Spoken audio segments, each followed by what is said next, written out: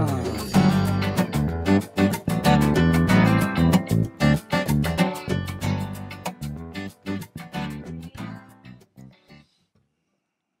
this is Dr. Tom Rogers at Performance Medicine, coming to you with a weekly podcast. The Common Sense MD is what we call it. We've got a special guest here today that has kind of an all-American name. Your name sounds like an astronaut to me, Dr. Chuck Collins on my right.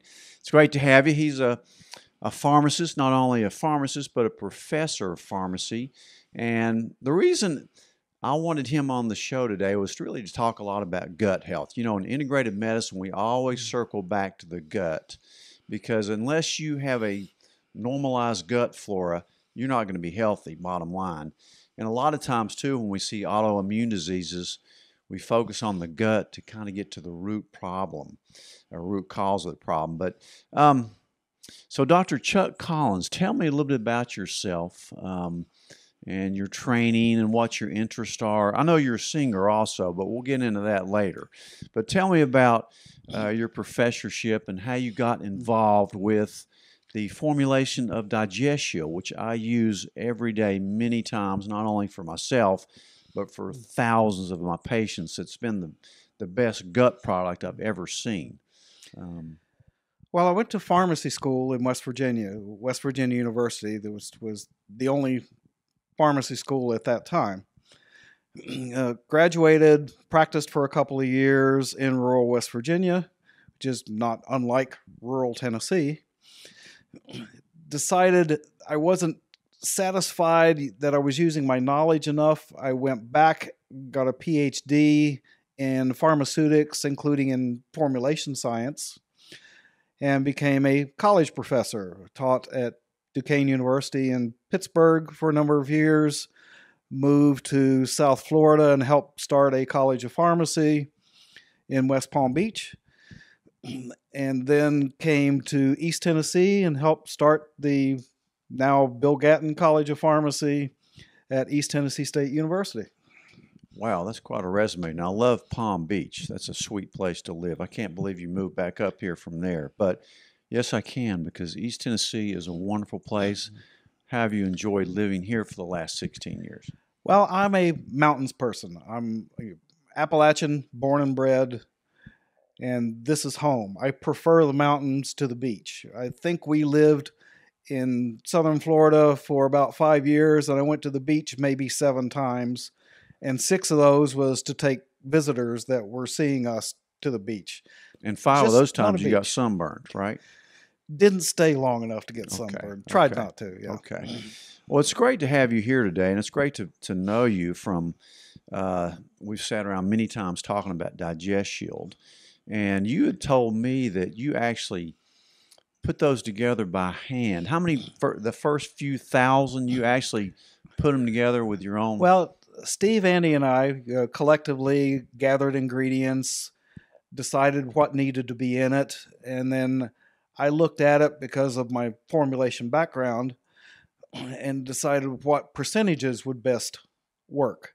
So we had to put a capsule together. So we got capsules, and then probably the first 20,000 or so capsules I made by hand. That is impressive. By hand. How long did that take you? It would take about 15 minutes to make 100. That's a long day. So it would take a while. Sometimes it was a long couple of days. You know what I've been so impressed with DigestShield, and everybody knows I talk about it all the time because I absolutely love DigestShield. How did the 3 of you, come up with all those ingredients to cover everything from prebiotics, probiotics, digestive enzymes, lactase, Katasan? How did you...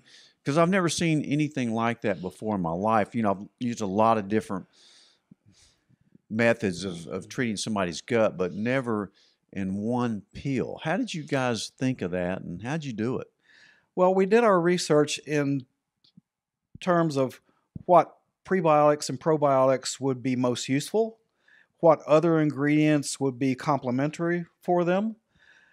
Andy is a nutritionist, I'm a formulation scientist, and one of the ingredients that I have worked with over the years in other products was Katasan. So I knew quite a bit about that from the beginning.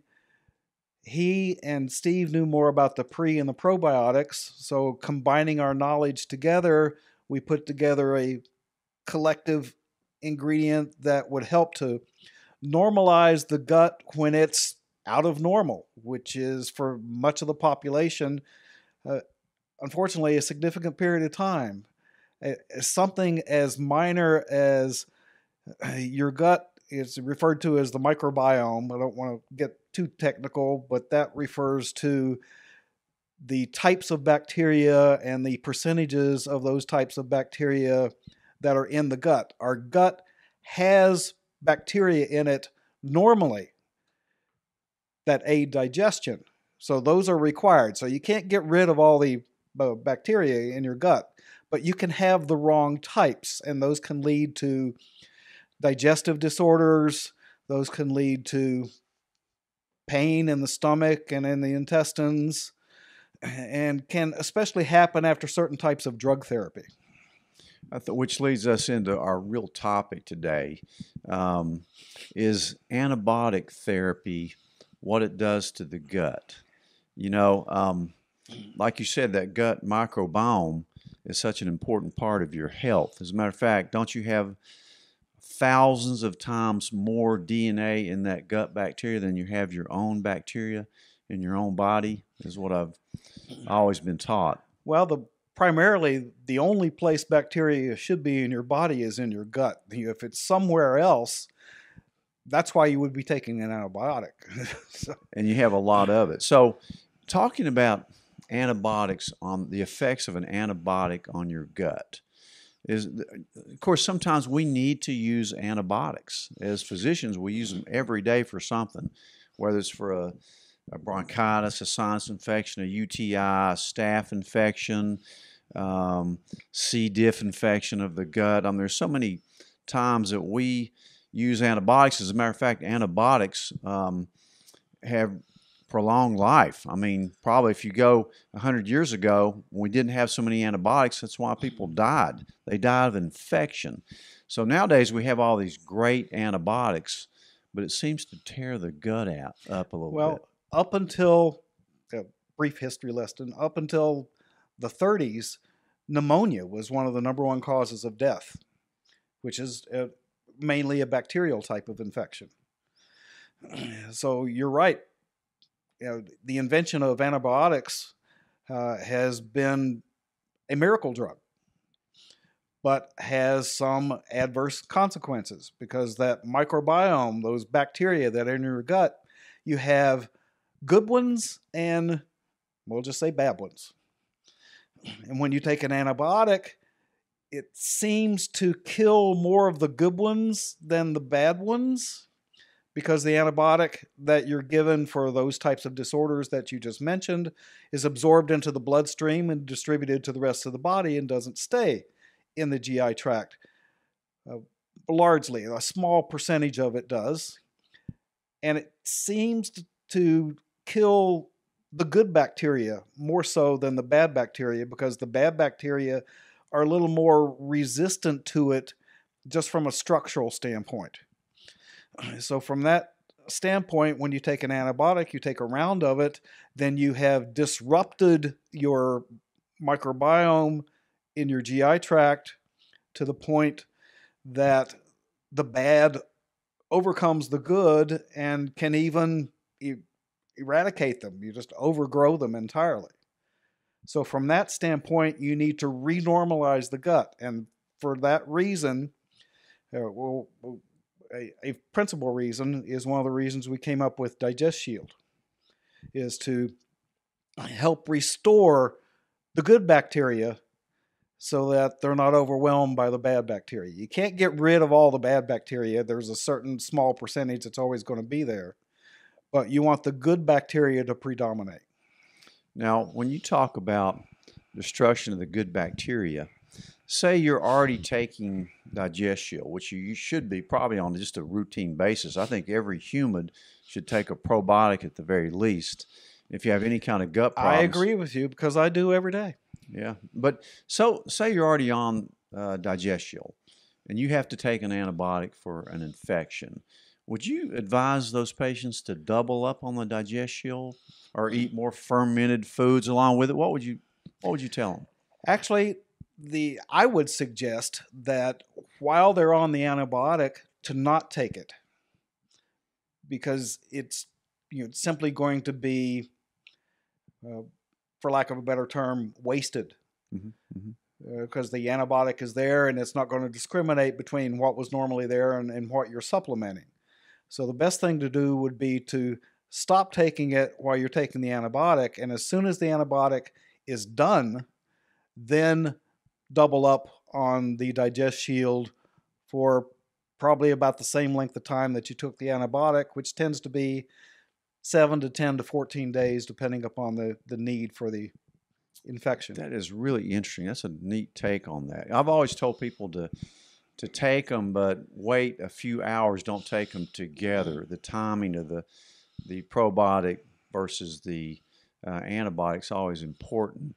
So that's a good thought, is just to leave it off in that short course of antibiotics that you're going to be giving that patient, because you do have a great point on what is the use of the probiotic during the antibiotic use. That's really something I may end up experimenting with a little bit. Well, that's because what we're taught, what we learn in pharmacy, is when something is absorbed into the bloodstream and goes throughout the body, it often gets excreted back into the GI tract. So even if you take them a few hours apart, it's still going to be exposed to some of that antibiotic that is being eliminated. That is a really good point. What about those people that, one reason I like DigestShield is because it has the gluten blockers and the lactase, which blocks down dairy.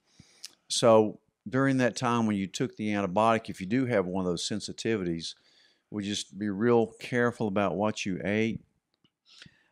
If you had tended to not worry about gluten content during that period of time, it would be a good idea to avoid those types of foods that you're sensitive to.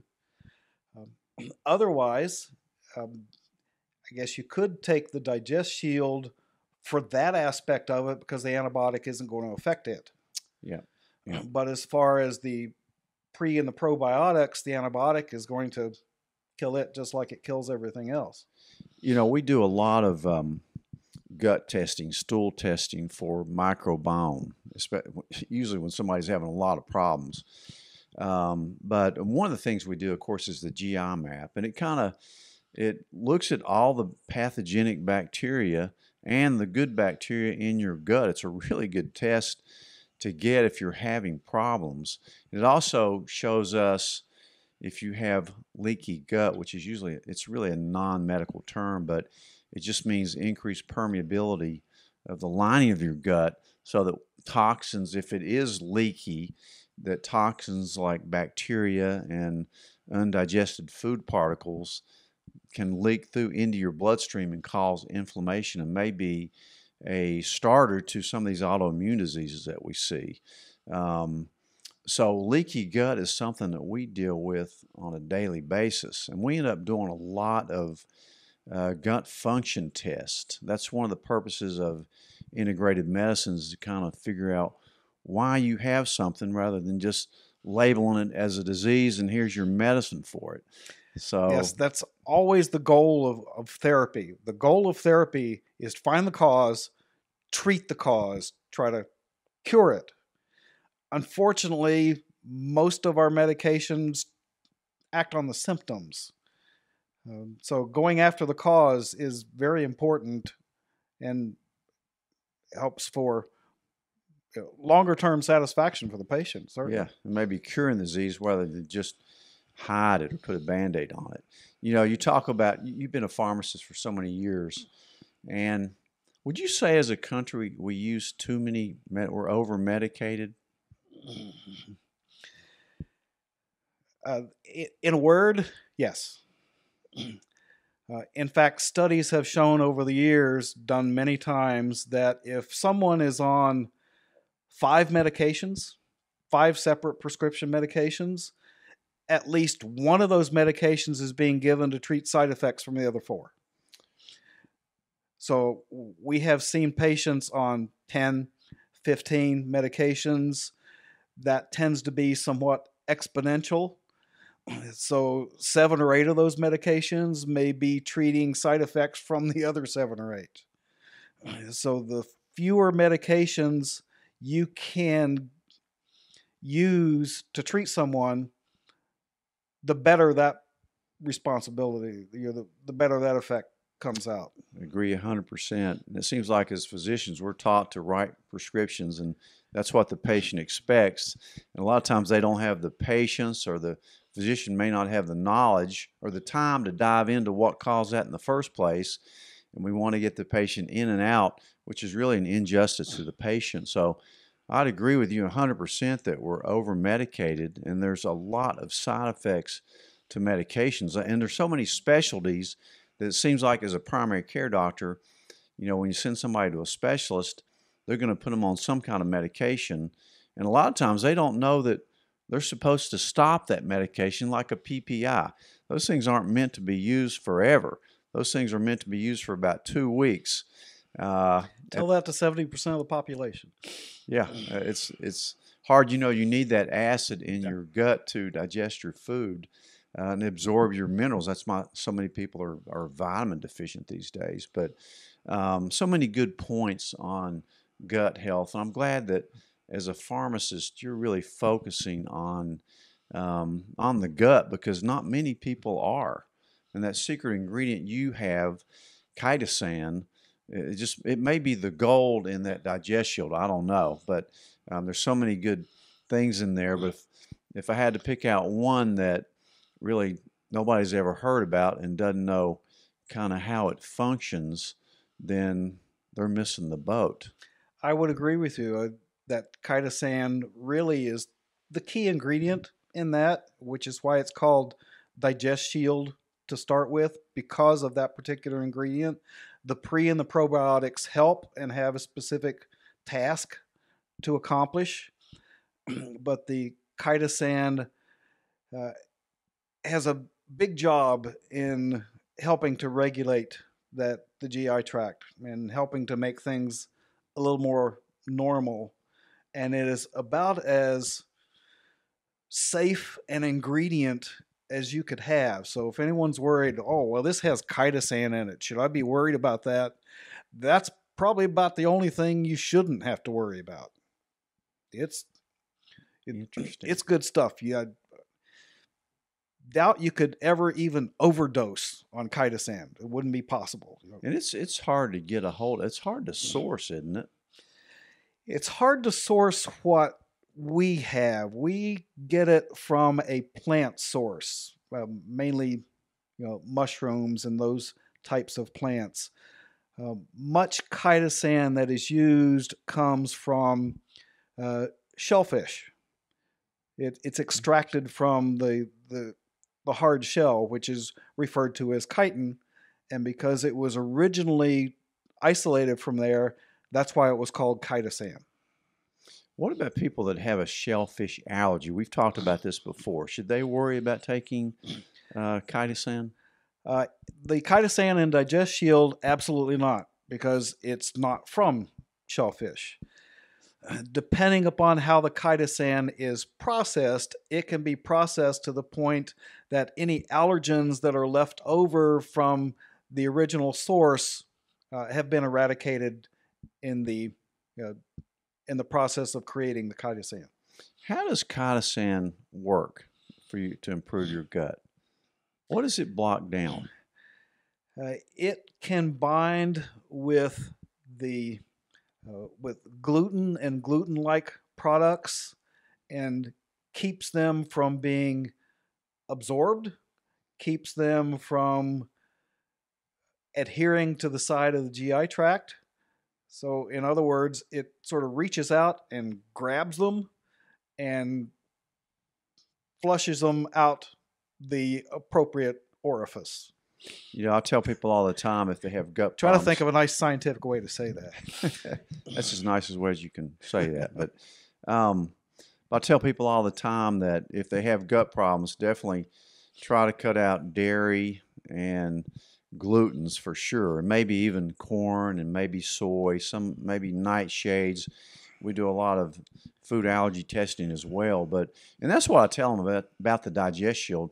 You have a gluten blocker in there called Katasan, and that because even though if you try to stay gluten free, they put it in a lot of things and in fillers. I call it glue to hold food together, but I think you're right. I think that is the gold standard and what makes DigestShield so appealing. Not only the fact that it has the pre and the pro and the lactase and the digestive enzymes, but we have that magic ingredient chitosan in there.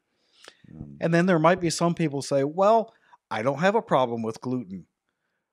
If I take this, will it create a problem for me? Well, I can give you a personal testimony on this. I personally don't have a problem with gluten, but I can take it and the chitosan won't hurt me. The only thing it can do is help me. That's why I consider it about as safe as an ingredient as you can have. If you need it, it's there. If you don't need it, it doesn't hurt anything. And to have a little less gluten in our bodies, even if you're not sensitive to that, not a bad thing anyway. I agree. And probably most Americans are somewhat sensitive to glutens. 1% have a severe disease called celiac to glutens, but a lot of people are on the spectrum of that gluten sensitivity scale, including myself. And I can tell you personally that the DigestShield definitely helps me with my gut. But and if you have a marginal problem that you're not quite aware of, takes care of that. That's right. And you may not know it. You may not want to go through the testing or through an extreme elimination diet to find that out. Who doesn't like to go through medical testing? Well, I'm not real fond of it. I'm sorry, that was sarcasm, just in case. Just in case that didn't get across. Doctor, you've got a sense of humor as well. You're an intellectual, but you also have a sense of humor.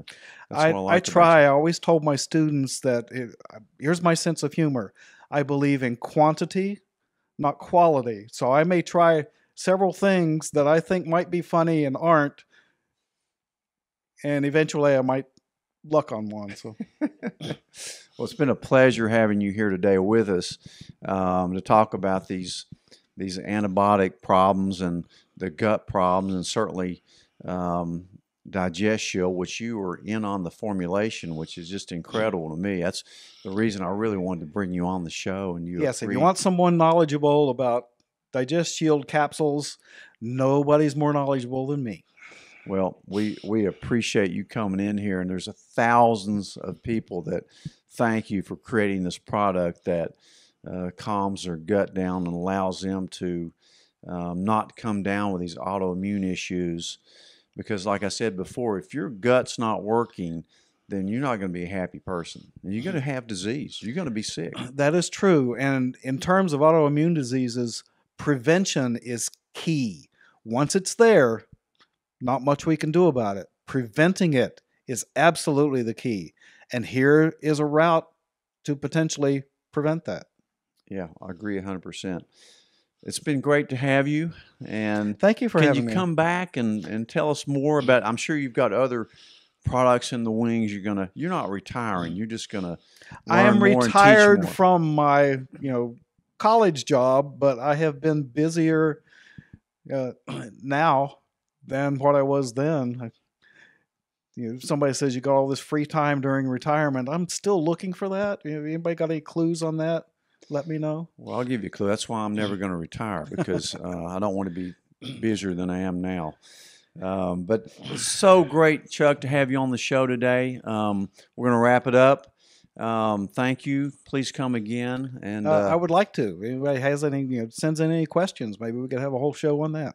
When we get to our age, we're basically the same age. It's nice to have a profession that you can actually retire to. I don't plan to retire, but you're actually out there helping people and teaching pharmacists and doctors how to keep people healthy, and that's kudos to you on that.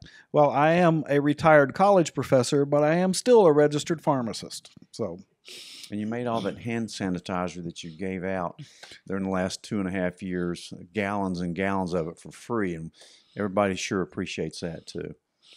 It's what we could contribute. Well, thank you so much, Chuck. We'll see you next week.